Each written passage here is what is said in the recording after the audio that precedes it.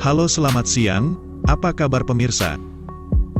Kita berjumpa lagi di channel Wina Yosef. Salam sejahtera bagi kita semua. Monumen Nasional atau Monas merupakan tempat wisata yang biasanya ramai dikunjungi di Jakarta. Monas berlokasi di wilayah Gambir, Jakarta Pusat. Monas juga dikenal sebagai simbol ibu kota Jakarta. Bagaimana awal mula Tugu Monas dibangun? Apa saja yang ada di sekitar Monas? Mengapa lidah api Monas menggunakan emas? Oke, sebelum lanjut jangan lupa tekan tombol like dan subscribe-nya dulu ya, agar bisa selalu mengikuti video berikutnya di channel ini.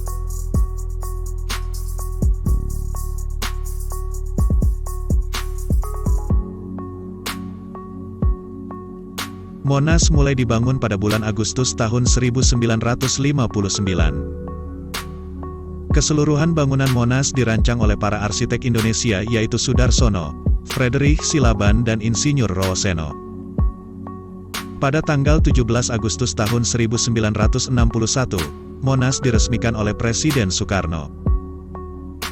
Dan mulai dibuka untuk umum sejak tanggal 12 Juli tahun 1975.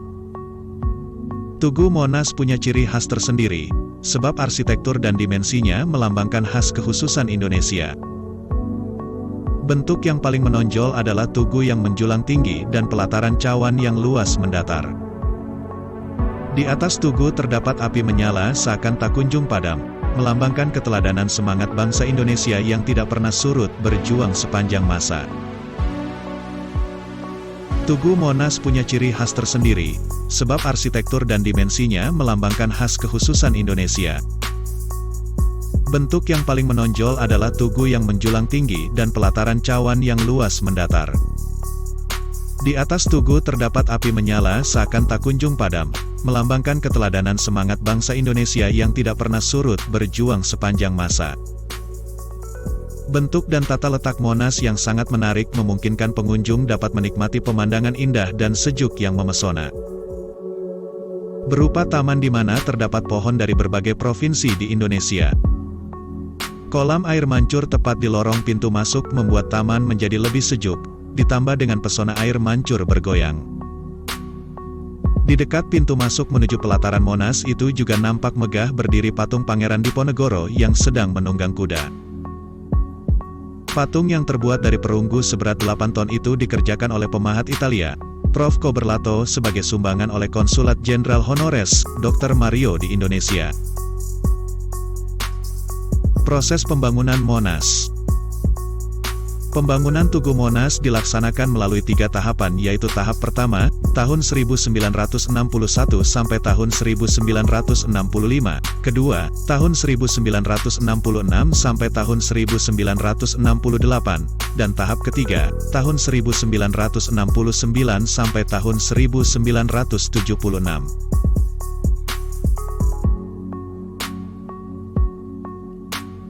Tahap kedua pekerjaannya masih dilakukan di bawah pengawasan Panitia Monas.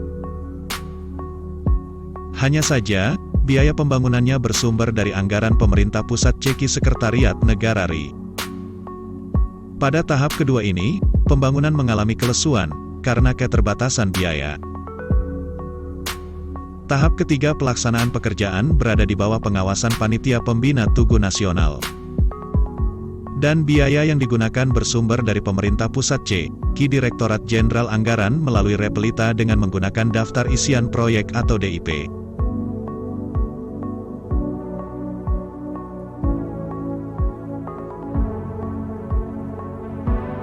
Di pelataran puncak Tugu yang terletak pada ketinggian 115 meter dari halaman Tugu memiliki ukuran 11 kali 11 meter. Pengunjung dapat mencapai pelataran itu dengan menggunakan elevator tunggal yang berkapasitas sekitar 11 orang. Di pelataran yang mampu menampung sekitar 50 orang itu juga disediakan 4 teropong di setiap sudut, di mana pengunjung bisa melihat pemandangan kota Jakarta dari ketinggian 132 meter dari halaman Tugu Monas.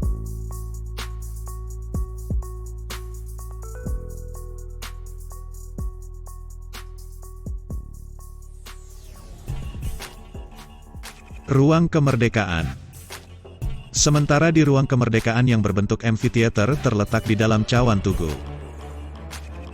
Terdapat 4 atribut kemerdekaan meliputi peta Kepulauan Negara RI, Lambang Negara Bhinneka Tunggal Ika, dan pintu gapura yang berisi naskah proklamasi kemerdekaan.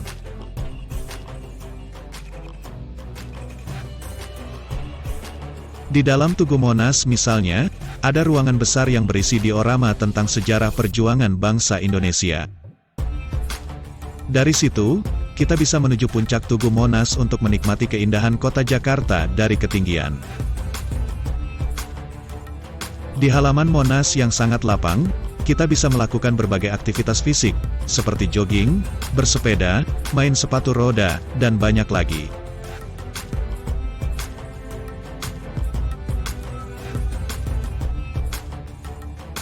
Ruang Museum Sejarah. Banyak orang belum tahu bahwa di bagian Cawan Tugu Monas, Monumen Nasional, ada sebuah museum. Oleh pengelola, bagian dari Tugu Monas itu disebut Ruang Museum Sejarah. Museumnya dikenal sebagai Museum Sejarah Nasional atau MSN, atau populer disebut Museum Monas. Di dalam museum terdapat 51 jendela peragaan. Diorama yang mengabadikan sejarah sejak zaman kehidupan nenek moyang bangsa Indonesia, perjuangan mempertahankan kemerdekaan dan kedaulatan bangsa Indonesia, hingga masa pembangunan di zaman Orde Baru. Ruang Museum Sejarah yang terletak 3 meter di bawah permukaan halaman Tugu memiliki ukuran 80 x 80 meter. Dinding serta lantai di ruang itu pun semuanya dilapisi batu marmer. Di dalam ruangan itu, pengunjung disajikan dengan 51 jendela peragaan. Di ruangan ini pula, pengunjung juga dapat mendengar rekaman suara Bung Karno saat membacakan proklamasi.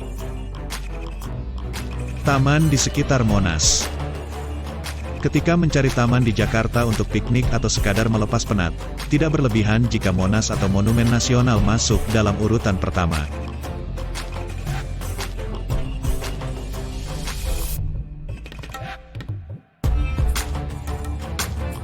Kawasan Monas adalah semacam alun-alun dan menjadi ruang terbuka hijau paling luas di Jakarta. Di tengah-tengahnya berdiri megah bangunan Tugu setinggi 132 meter. Setiap hari, Monas ramai oleh pengunjung, apalagi saat akhir pekan atau libur nasional. Kawasan yang dirintis oleh Presiden Soekarno ini memiliki berbagai destinasi wisata yang bisa dinikmati oleh para pelancong. Sebagai taman di Jakarta, kawasan Monas dikelilingi lapangan rumput dan pepohonan rindang yang asyik buat duduk-duduk sambil berbincang. Selain itu, ada beberapa taman tematik yang instagramable serta atraksi air mancur menari yang mempesona.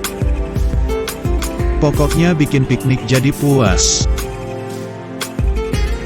Oke pemirsa, sampai di sini dulu ya ulasan mengenai Tugu Monas. Maaf jika ada kekurangan atau yang salah mengenai video ini. Terima kasih telah menonton, semoga bisa bermanfaat dan sampai jumpa lagi.